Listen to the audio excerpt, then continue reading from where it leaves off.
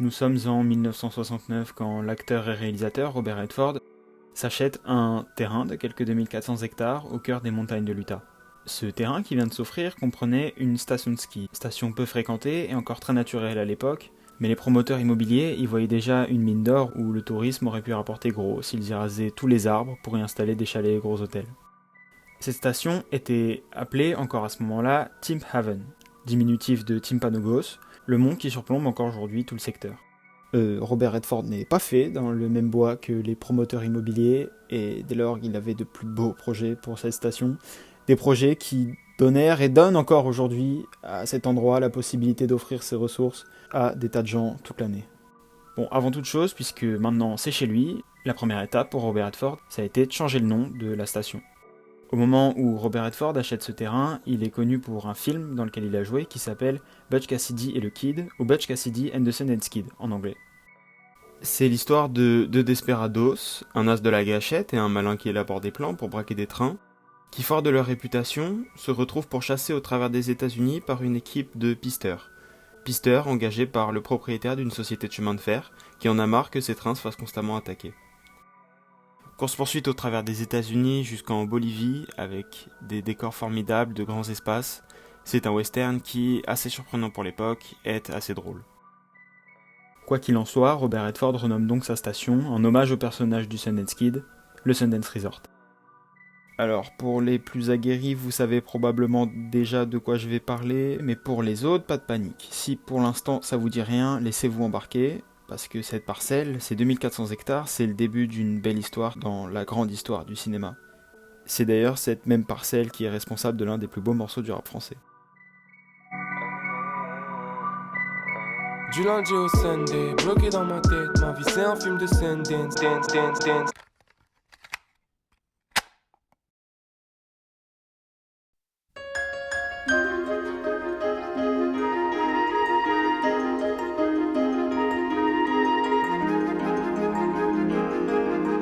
Robert Redford naît le 18 août 1936 à Santa Monica, en Californie. Jeune, il se décrivait comme un raté qui échouait tout ce qu'il essayait. Il s'est fait virer de plusieurs entreprises et il a même eu des déboires avec la police, notamment pour s'être introduit plusieurs fois chez des gens pour prendre du bon temps dans leur piscine. I grew up in a very cramped world and my only way out was through sports, and so I took advantage of it. And God knows I was in my share of trouble as a kid, wanting to be out, wanting to be in a different place. La seule chose dans laquelle il excellait, c'était le sport, et ce qui lui valut, après avoir été diplômé de la Van Nuys High School de Los Angeles, l'obtention d'une bourse d'études à l'université du Colorado située à Boulder. Bon, malheureusement, il se fera pas remarquer pour ses aptitudes athlétiques, mais plutôt pour son appétence pour l'alcool. On sait pas trop s'il a fini par se faire virer à force d'être ce mec qui vient constamment arracher en cours ou s'il est parti de lui-même, mais le fait est qu'il est resté qu'un an et demi à l'université. Bien trop tôt pour en sortir avec un diplôme, hélas. Je suis allé d'abord au Colorado, mais j'étais très mauvais étudiant parce que je passais l'essentiel de mon temps à regarder par les fenêtres et imaginer d'autres endroits. Et donc, je me suis rendu compte que j'étais pas bon étudiant, il fallait pas que je reste à l'école. Effectivement, on m'a invité à quitter l'école, ce que j'ai fait. Et il a décidé de partir. Mais partir où ?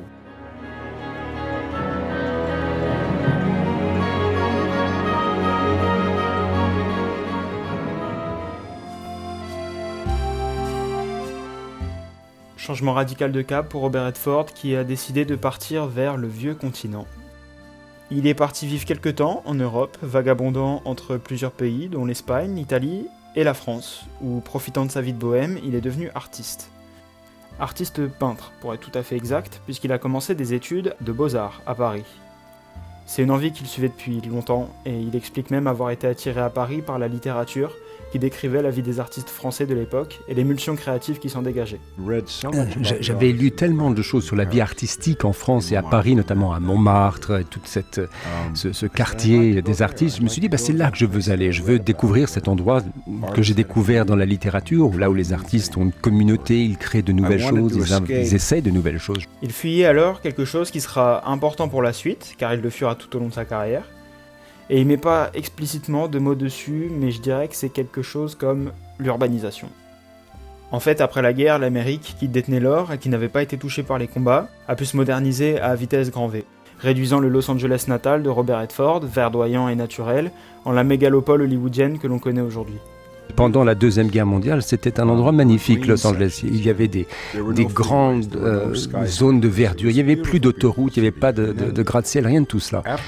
Et puis après la guerre, ça a changé. C'est-à-dire que lorsque l'argent est venu en masse au pays, et en particulier à Los Angeles, tout d'un coup, c'était un changement du tout au tout. Et la ville que j'avais adorée quand j'étais gamin, qui avait été complètement submergé par les gratte-ciel, les autoroutes qui mangeaient même le littoral. Je voulais plus rester là-bas. Et l'envie de changer d'air, après avoir vu sa maison devenir un tas de gratte-ciel, l'a mené jusqu'à Paris. Alors est-ce que c'est mieux? Je sais pas.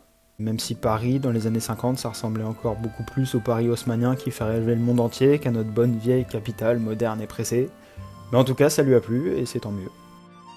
Bon, vive la bohème, c'est bien un temps, mais le manque d'argent a fini par se faire ressentir. Il était temps à Robert Redford de rentrer au pays.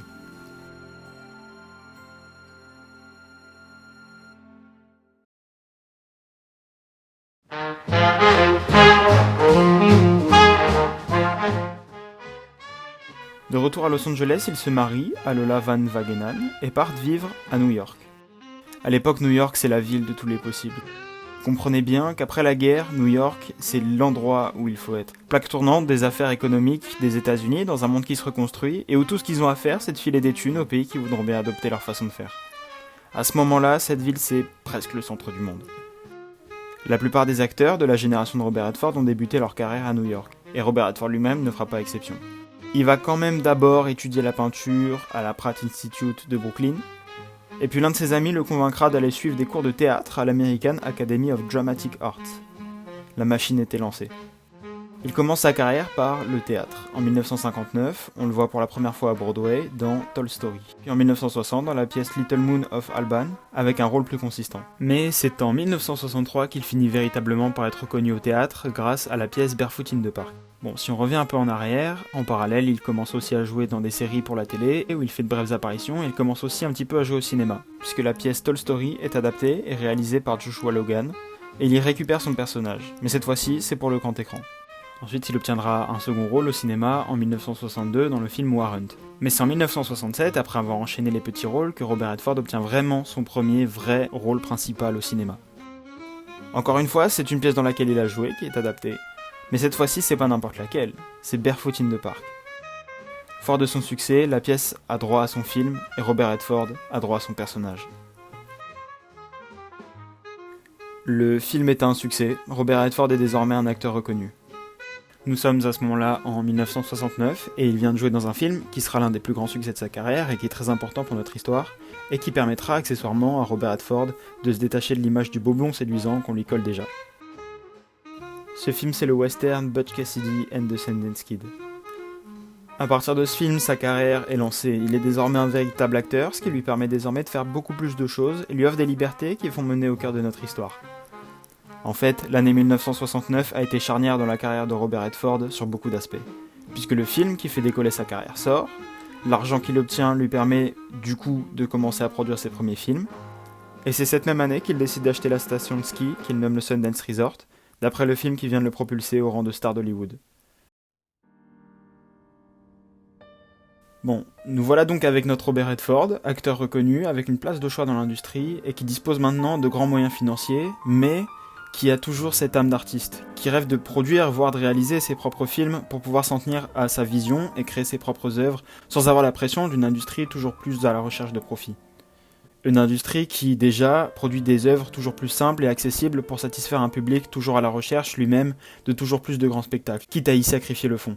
Mais Robert Redford, lui, il cherche désormais à faire de l'art comme il en a toujours voulu, sans chercher forcément à plaire, et donc sans poursuivre un but purement lucratif.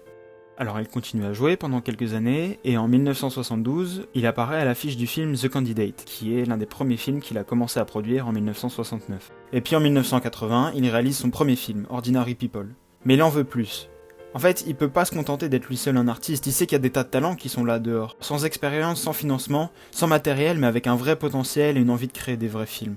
De l'art comme lui, il en a toujours rêvé. And I just felt there were a whole lot of other people out there who were talented, who had stories to be told, but they were undisciplined because they had not had a chance to develop themselves. So that's what led to the idea. Et surtout maintenant, il a un terrain, perdu dans les montagnes de l'Utah, Alors, au printemps 1980, il fonde l'Institut Sundance.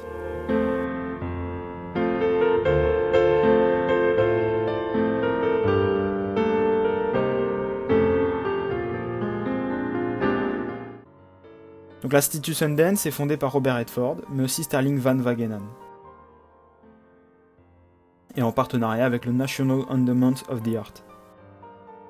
C'est à l'été 1981 qu'elle lance la première édition de ce qu'on appelle aujourd'hui le laboratoire. L'initiative de Sundance et de Robert Redford était de proposer le travail à de jeunes artistes et réalisateurs, pour qu'ils puissent développer leurs compétences et produire leurs idées, alors que les productions de l'industrie d'Hollywood devenaient de plus en plus centralisées, extrêmement coûteuses et surtout calibrées. It would keep us away from this creeping danger in our industry, which was things were getting more centralized and costly. Ce qui ne laissait plus aucune place à l'indépendance, limitant ainsi la possibilité à de jeunes potentiels de pouvoir proposer de nouvelles choses. Le Sundance Lab prend place donc tous les étés au Sundance Resort et réunit chaque année des tas de jeunes réalisateurs, mais aussi des gens du métier. Parce qu'à mon sens, toute la beauté du laboratoire, c'est pas juste de lâcher des participants dans la nature avec comme seule supervision Robert Redford, mais bien d'amener là-bas des tas de gens du cinéma. Des réalisateurs, des acteurs, beaucoup de grands scénaristes, qui peuvent ainsi accompagner les participants dans leur travail, donner leurs avis sur leur script, et les aider à se perfectionner, mais surtout c'est leur fournir tout le matériel nécessaire pour apprendre à s'en servir et rendre leurs productions les plus abouties possibles, et donner à ces jeunes talents toutes les clés pour devenir des cinéastes et surtout des artistes du cinéma accomplis. Well, the mission, quite simply, back in 1980 was to create a place for independent film artists to express their new ideas and with their new voices and have us develop those voices. Parce que Sundance, c'est plus qu'une école de cinéma qui t'apprend beaucoup la technique, c'est surtout une communauté de passionnés qui travaillent ensemble pour faire du grand cinéma et montrer le fruit de leur travail au plus de gens possible. L'idée, dans les mots de Robert Redford, était de soutenir non pas les films, mais ceux qui les faisaient. What we do here is we support the filmmaker, not the film. The idea is to give independence to preserve the independence of that filmmaker. Alors que l'industrie mainstream tenait de plus en plus en grippe toutes les productions. The reason I started Sundance was because I felt that the mainstream was completely controlling exhibition. Et surtout, cette initiative redonne place à la création indépendante, pour que les réalisateurs du Sundance Lab puissent aller au bout de leurs idées sans être contraints par de grosses sociétés de production. Ce qui a fait peur à l'industrie d'ailleurs, qui s'est beaucoup méfiée de Sundance à son ouverture. Robert Redford explique d'ailleurs que ça a été dur de trouver des fonds au début pour financer et faire tourner son projet, tellement l'industrie du cinéma avait peur d'une bande de genoux qui refusent de se conformer. En tout cas, ceux qui détenaient les fonds d'investissement. It took Hollywood a long time to figure out what we were doing here. It was the hardest place in the world for me to raise money was in my own industry because of the suspicion. Are we a camp of insurgents ready to make an armed assault on the decadent industry of Hollywood? No. Et pourtant, malgré tout ça, ça n'a pas empêché un tas de gens du cinéma mainstream de s'intéresser à l'initiative et même d'y prendre part.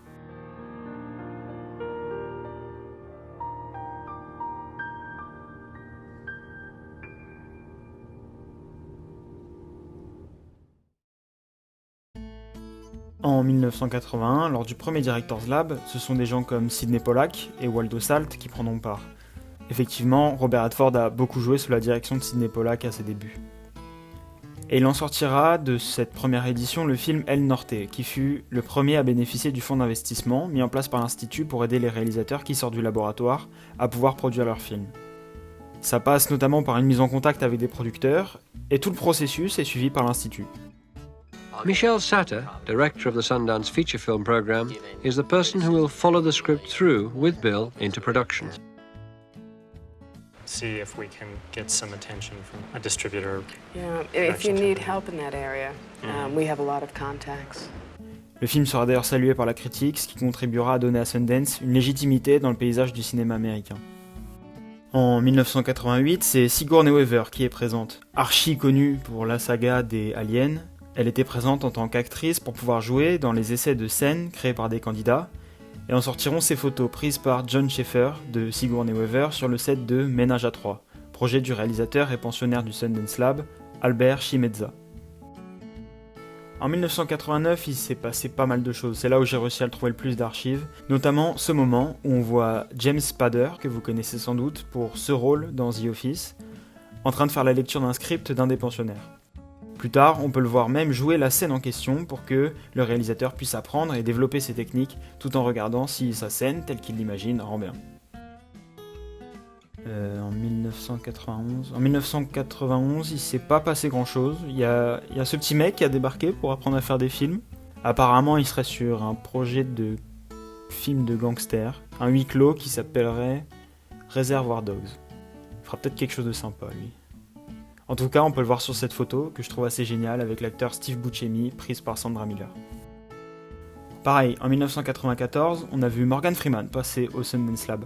Pas en tant qu'acteur cette fois-ci, mais en tant que conseiller créatif. Il est venu aider les talents et puis donner des conseils que seul Morgan Freeman peut donner.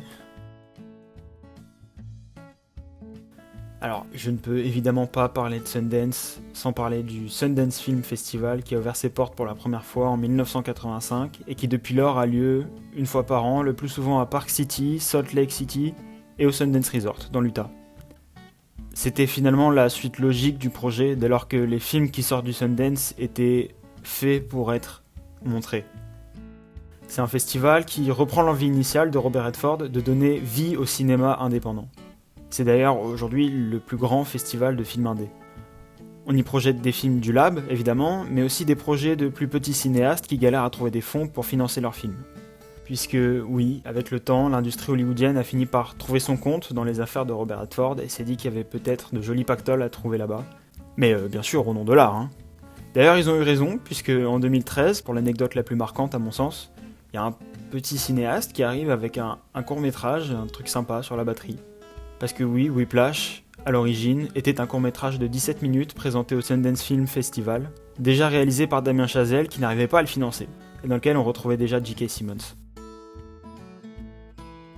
Le festival aujourd'hui, c'est la principale raison pour laquelle on connaît Sundance, et c'est une très bonne chose. Et c'était d'ailleurs de ça dont je voulais parler à la base, mais j'ai été rattrapé par l'humilité en commençant les recherches, puisque en fait, j'ai jamais jusque-là vraiment eu d'intérêt pour le Sundance Film Festival.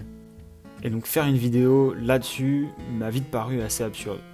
Mais j'ai quand même eu cette chance de commencer à travailler sur cette histoire qui m'a fait découvrir plus en détail ce qu'était véritablement Sundance au-delà du festival que tout le monde connaît. Parce que l'histoire du Lab, elle est quand même belle et que c'est trop dommage de la laisser dans l'ombre. Parce que j'ai eu la chance aussi d'avoir à m'intéresser à un acteur et réalisateur qui, au demeurant, est vraiment un humain formidable, idéaliste, engagé et qui est au cœur d'une industrie qui prétend faire de l'art mais qui n'est qu'à la poursuite de super profits. Mais que Robert Redford, cette fois, n'a pas laissé gagner. Parce que Sundance a lancé Tarantino, et puis parce que Sundance c'est le plus beau morceau du rap français. Du lundi au Sunday, bloqué dans ma tête, ma vie c'est un film de Sundance. Des fois il se passe air, je préfère rester en dehors des ennuis.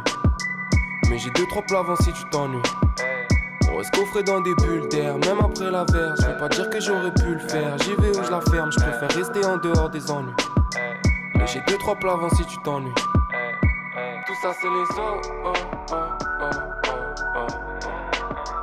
On va laisser ça aux autres.